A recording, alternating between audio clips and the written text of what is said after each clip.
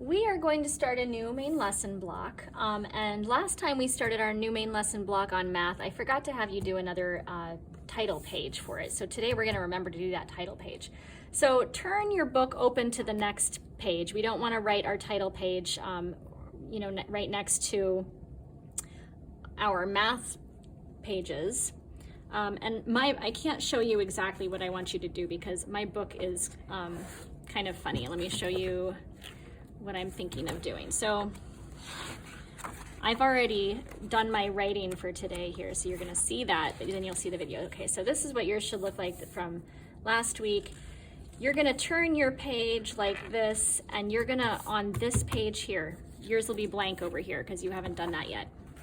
On this page right here, you're going to draw your title page. I'm gonna save this one for my drawing that we're gonna do tomorrow so that I can have my writing and drawing together. So for now, I'm gonna turn to a different page in my book and I'm going to write my title. So your spine should be on the left-hand side of the next blank page. And if you had it open, you're gonna write on the right-hand side and just leave that other page blank. So we're going to do, we're just gonna do something pretty quick here. We're just going to, let's see, let's make the sky kind of a rainbow here. We'll start it kind of down towards the bottom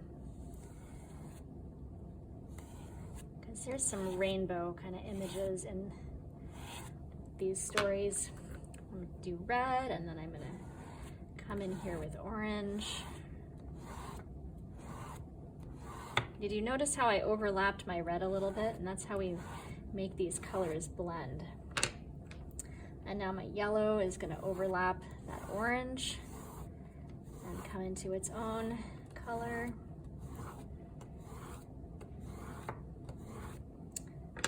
And then I'll take green, overlap some of the yellow.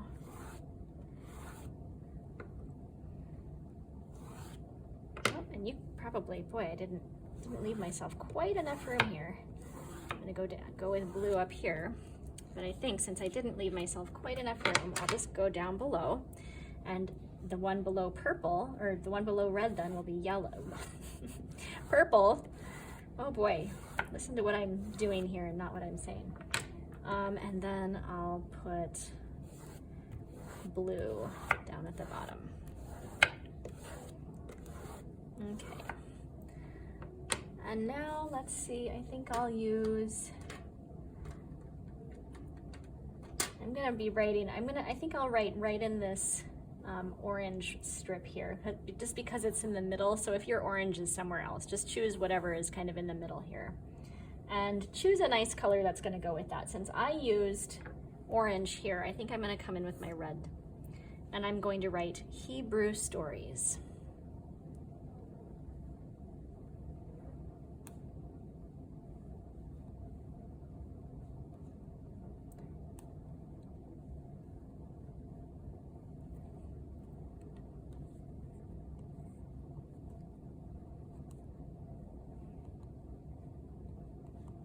I hope you wrote a little bit smaller than I did. I barely fit it on there. Here we go, Hebrew stories. All right, now you can turn to the next page and we'll do our writing.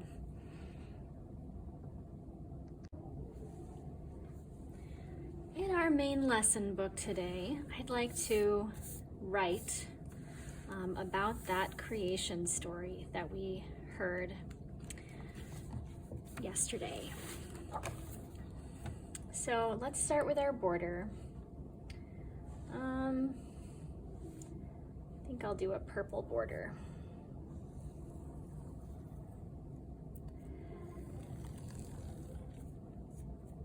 Oh, and I love to put form drawings in these borders too, just because we don't have a lot of drawing to do otherwise. So let's see if we can make, I think I'll come in with green. Sometimes that's fun. Let's see, did we do a border like the, okay, so we did this border before. Let's try to do the border that we've been doing for form drawing. So where we kind of will go over and then we'll come back and do our unders.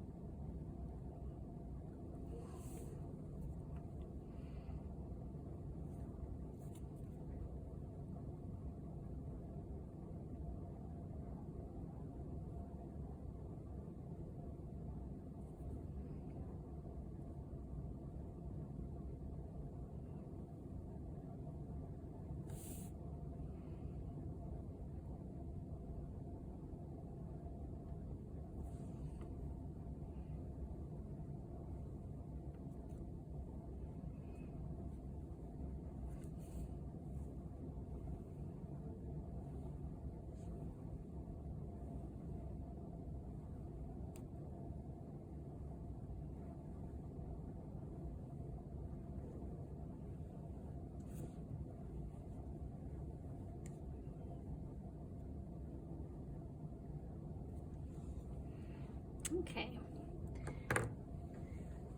Let's get out our template and write our lines with lemon yellow.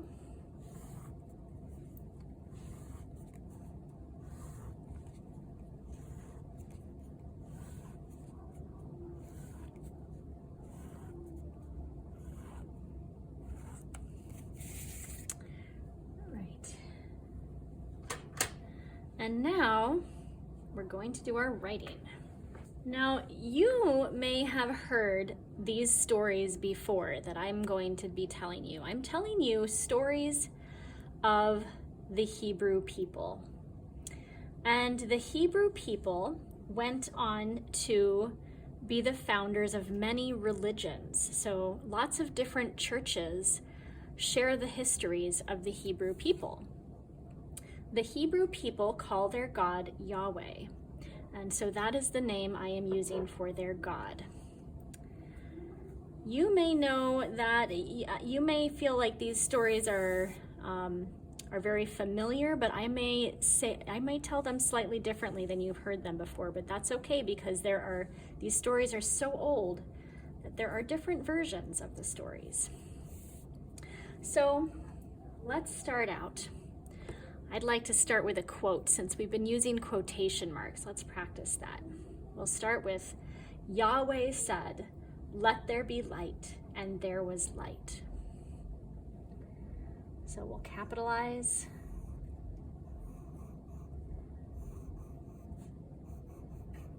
This is how we spell Yahweh. Yahweh said. Now remember, when we do quotation marks, we're going to, right next to this said, we're going to put a comma. And then after the comma, we do our quotation marks, and they're going to hug that quote, that little bubble of what he's saying. Let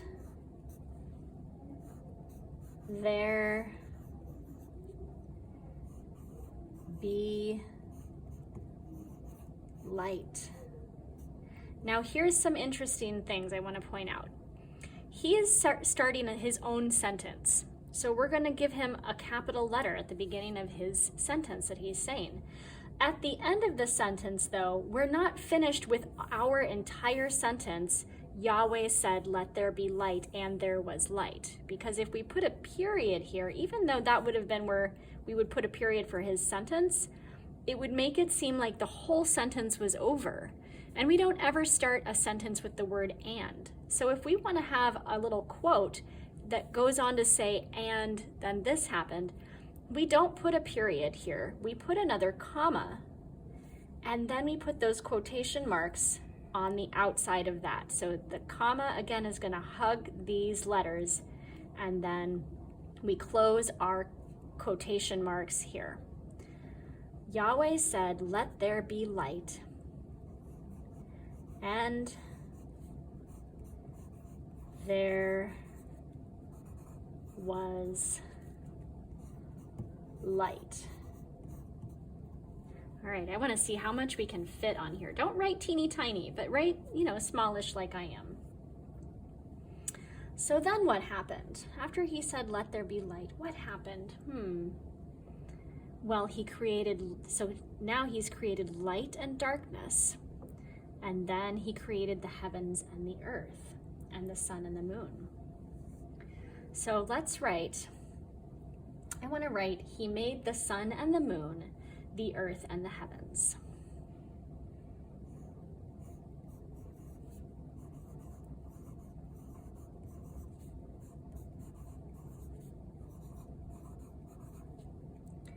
He made the sun and the moon, comma,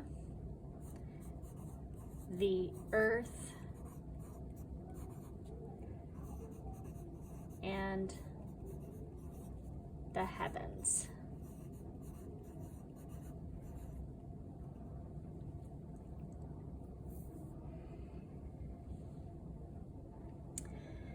Then what did he make?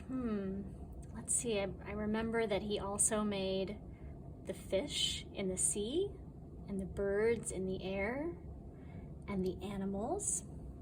So let's write something about that. I'm going to write, he created the birds, fish, and animals. That doesn't look like quite enough room.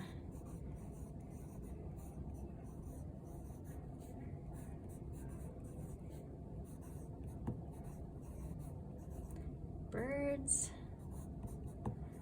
fish,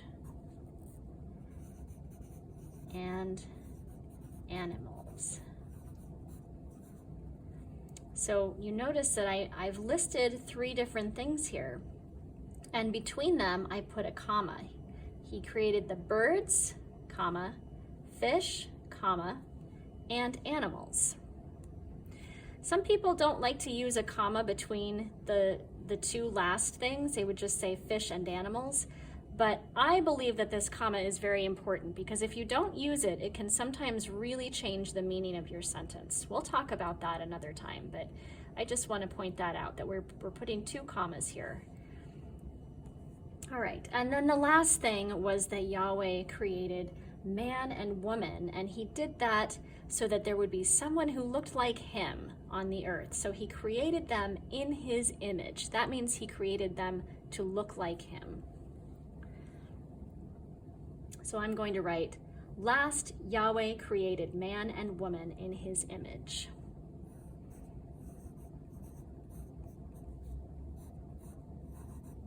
Now remember, I'm going to capitalize the name of Yahweh, because we always capitalize people's names or anybody's names.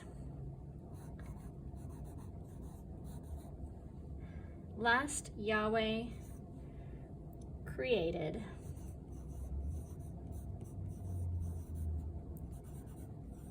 man and woman in his image.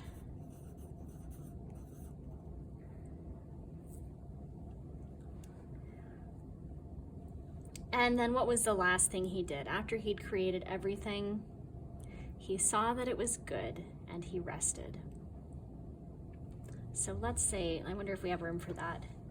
He saw it was good and he rested. I think I might have room for that. You might just say, then he rested, if you don't have a lot of room. I'm going to try to say, he saw it was good and he rested.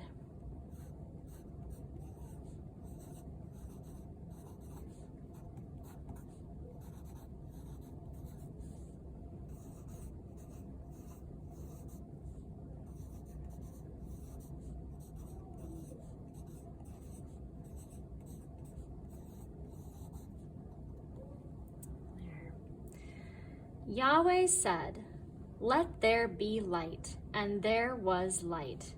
He made the sun and the moon, the earth and the heavens. He created the birds, fish, and animals. Last, Yahweh created man and woman in his image. He saw it was good, and he rested. Now, I've used some proper nouns here. A proper noun is a noun that has a name. It's people's names. So here I'm using Yahweh, but then I use pronouns to take the place of the name Yahweh. I wrote he. But then you notice I came back and I said Yahweh again. You don't want to go too long using pronouns without reminding us who you're talking about. So that's why I brought that back in here. I could have said, Yahweh said, "Let there be light," and there was light. He made the sun and the moon, the earth and the heavens. He created the birds, fish, and animals. Last, he created man and woman in his image. He saw it was good and he rested. I could have done that, but I like to put that back in there because I think it makes it feel like I'm not repeating myself when I say he. If I put in that Yahweh again, that kind of breaks it up and makes it feel a little more interesting. And it reminds us who we're talking about. All right, nice job.